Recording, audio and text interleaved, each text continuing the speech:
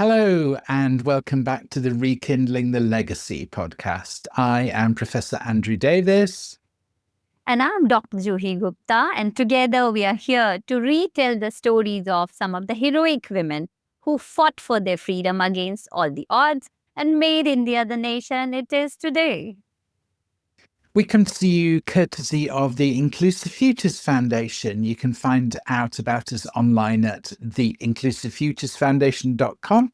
We're an India-based NGO that works with women and children and on issues such as the environment, healthcare, culture, and education. So obviously, this podcast is very much in the culture and education parts of what we do. Do visit us online to check out our work when you have time. Many thanks to you for joining us on our journey through the lives and experiences of some of the underestimated, often unacknowledged pioneering women who shaped Indian history.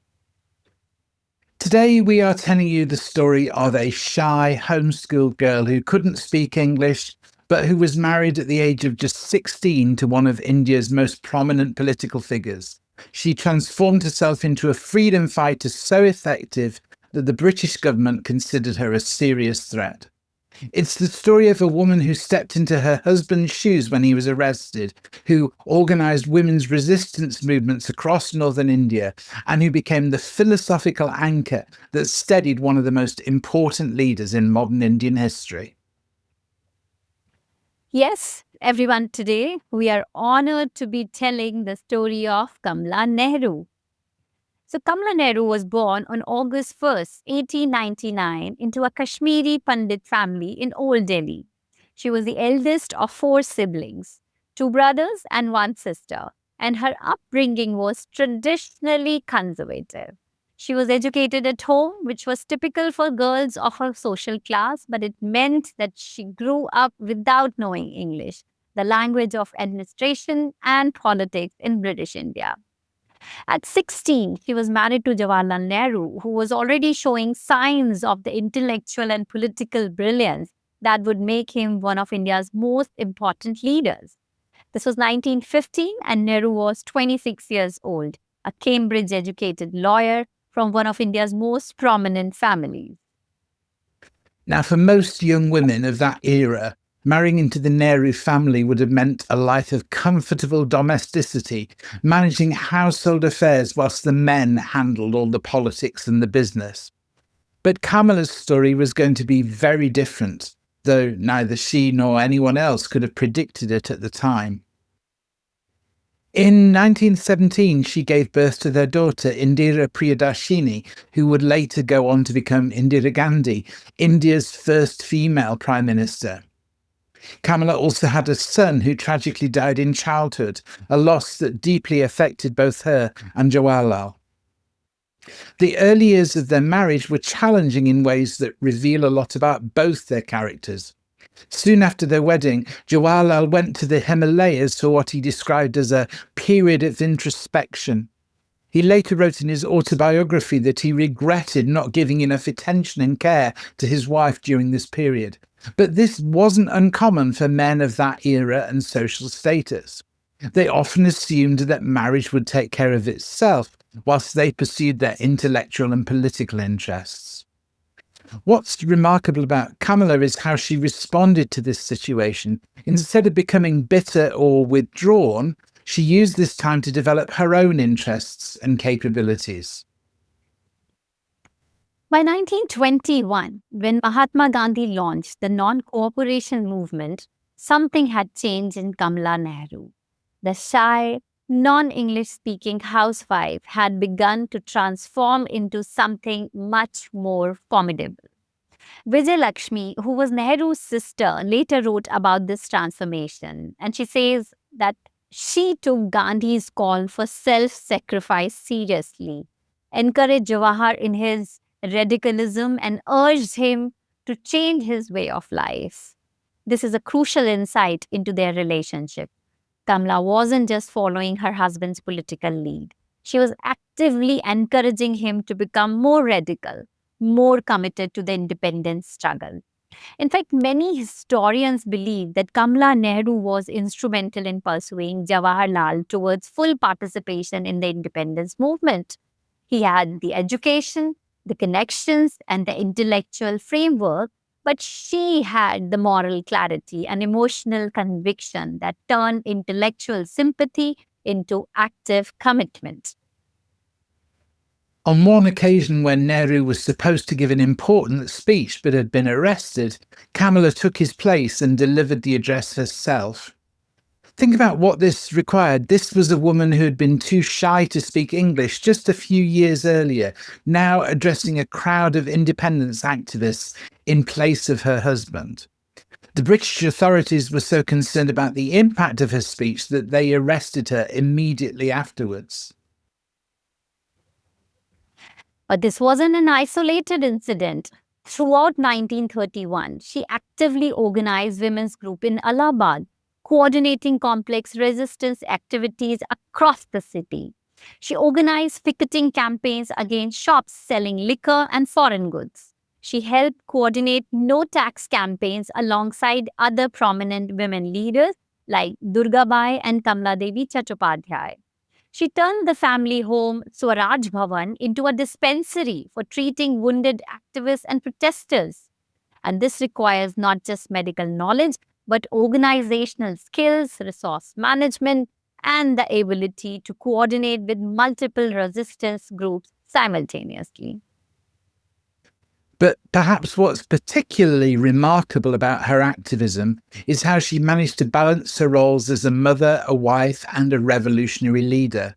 Remember, she was raising Indira during this period, managing a household that served as a centre of political activity, supporting her frequently imprisoned husband, and simultaneously running her own resistance operations. But Kamala Nehru's influence extended far beyond her direct activism.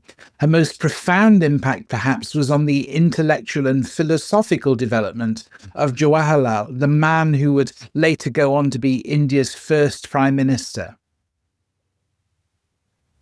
According to Nehru's own writings, he and Kamala would regularly discuss politics, philosophy, administration, and current affairs. What's fascinating about this is that despite her lack of formal education, she had developed what Nehru described as an excellent intuition for diplomacy and politics. Now, this intuitive political wisdom became increasingly important as Nehru rose to prominence in the independence movement. He was brilliant, well educated, and intellectually sophisticated, but he could sometimes get lost in abstract theories and complex philosophical arguments. At that point, Kamla provided the practical wisdom and moral clarity that kept him grounded in reality. Her influence on Motilal Nehru, Jawaharlal's father, is also revealing. Motilal was initially very conservative about the idea of women's participation in political activities. He wasn't pleased with the idea of women picketing shops and confronting police. But after observing Kamala's courage and effectiveness, he became one of her strongest supporters. This conversion of a conservative patriarch into a supporter of women's political activism shows the kind of impact that Kamala could have on people. She didn't just participate in the movement, she expanded it by convincing others to support broadening participation. In October 1935, Kamala's health took a dramatic turn for the worse, and Jawaharlal Nehru was released from jail to be with her. He rushed to her hospital, but there was little that could be done. On February 28, 1936, Kamala Nehru died of tuberculosis in Switzerland. She was only 36 years old.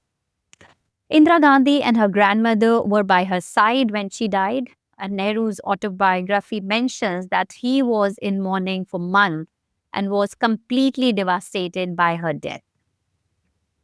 Krishna Nehru, who was Jawaharlal's younger sister, later wrote something that reveals the true depth of their partnership. And she says that Kamala was a source of comfort to Jawahar and never let him know how ill she had become and how much she needed him.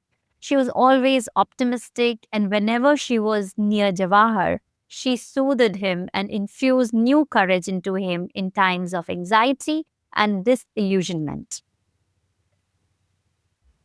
After Kamala's death, Nehru began wearing a red rose every day as a tribute to her memory.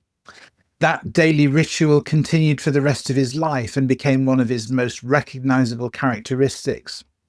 Every photograph from that time on of India's first Prime Minister, every formal occasion, every important speech, they all featured that red rose, a constant reminder of the woman who had shaped his political and moral development.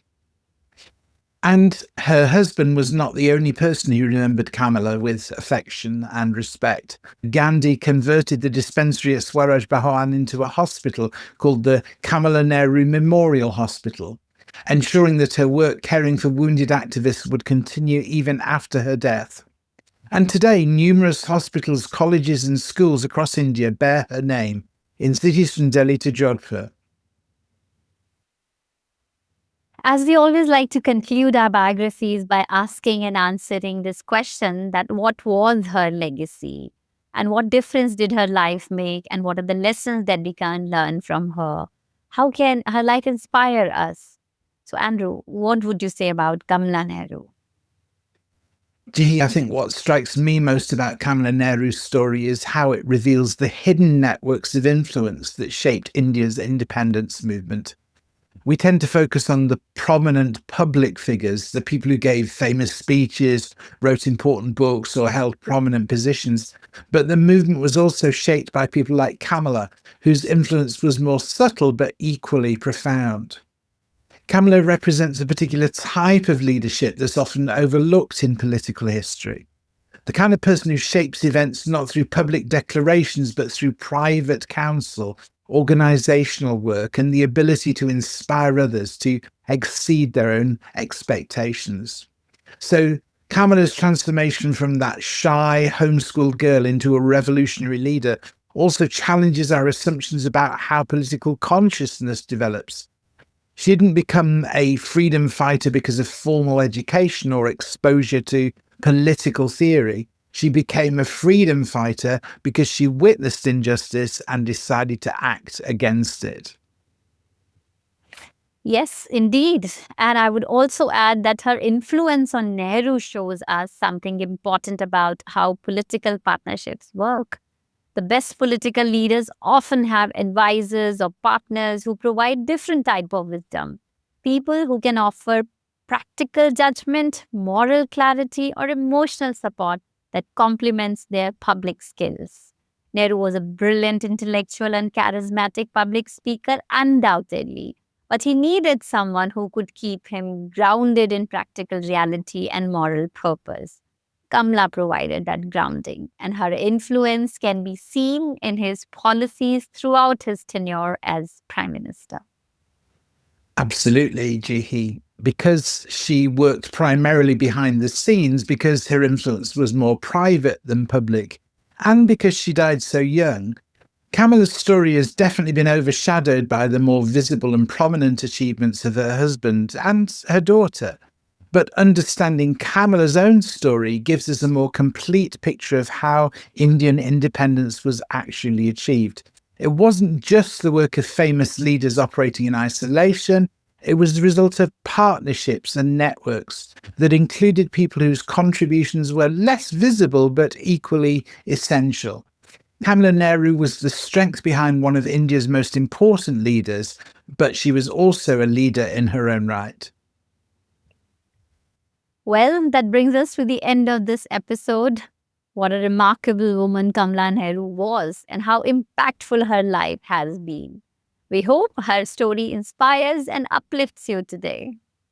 If it did, then why not hit like and leave us a comment, and please do subscribe so you don't miss our next exciting episode as we look at another story from India's forgotten history on the Rekindling the Legacy podcast. See you soon.